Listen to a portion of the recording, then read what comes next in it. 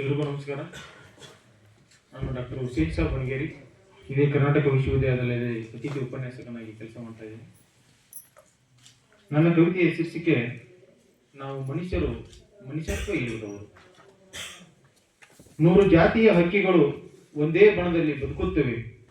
ಯಾವ ಭೇದ ಭಾವವಿಲ್ಲದೆ ಹಾಡಿ ಕುಣಿದು ನಲಿಯುತ್ತವೆ. ಆದರೆ ಮನುಷ್ಯರಲ್ಲಿ ಹಂಗಲ್ಲ ನೋಡಿ. ಮೇಲು ಕೀಳು ಉಚ್ಚ ನೀಚ ಎಂಬ ಗೋಡೆಯ ಕಟ್ಟಿಕೊಂಡು ಸಾಮಾಜಿಕ ಕಟ್ಟುಪಾಡುಗಳಲ್ಲಿ ಸಿಲುಕಿ ಕಿತ್ತಾಡಿ ಕಿರುಚಾಡಿ ಜಾತಿಗ್ರಸ್ತರಾಗಿ ಬಂದಿಯಾಗಿದ್ದೇವೆ. 100 ಬಗೆಯ ಹೂಗಳು ಒಂದೇ ತೋಟದಲ್ಲಿ ಹರಡುತ್ತವೆ. ಜಗದ ತುಂಬೆಲ್ಲ ತಮ್ಮ ಪರಿಮಳ ಸೂಸುತ್ತವೆ. ಆದರೆ ಮನುಷ್ಯರಲ್ಲಿ ಹಂಗಲ್ಲ ನೋಡಿ. ಹಿಂದೂ ಮುಸ್ಲಿಂ ಕ್ರೈಸ್ತ ಎಂಬ ಧರ್ಮಗಳ ಪರದೆಯಲ್ಲಿ ಸಿಲುಕಿಕೊಂಡು ಭಾವೈಕ್ಯತೆಯ ಈ ನೆಲದಲ್ಲಿ ಅಶಾಂತಿಯನ್ನು ಸೃಷ್ಟಿಸುತ್ತಿದ್ದೇವೆ. ನಾ ಮೇಲು ನೀ ಮೇಲು ಅಂತ ದ್ವೇಷದ ಬೀಜ ಬಿತ್ತುತ್ತಿದ್ದೇವೆ. 100 ಪ್ರಭೇದಗಳ ಪ್ರಾಣಿಗಳು ಒಂದೇ ಕಾಡಿನಲ್ಲಿ ಜೀವಿಸುತ್ತವೆ. ಒಂದಕ್ಕೊಂದು ಅವಲಂಬಿಸಿ ಸಹಬಾಳ್ವೆಯಿಂದ ಸಾಗುತ್ತವೆ. ಆದರೆ ಮನುಷ್ಯರಲ್ಲಿ ಹಂಗಲ್ಲ ನೋಡಿ.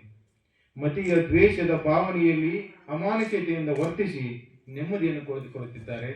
ಕೂಡಿ ಬಾಳದೆ ಒಬ್ಬರ ಮೇಲೆ ಒಬ್ಬರು ಕೆಂಡ ಕಾರುತ್ತಿದ್ದಾರೆ. ಜೀವ ನೀಡುವ ನದಿಗಳೆಲ್ಲವೂ ಯಾವ ನಿರ್ಬಂಧವಿಲ್ಲದೆ ಸ್ವತಂತ್ರವಾಗಿ ತಮ್ಮ ಇಚ್ಛೆಯಂತೆ ನೆಲದ ತುಂಬೆಲ್ಲ ಹರಿಯುತ್ತವೆ.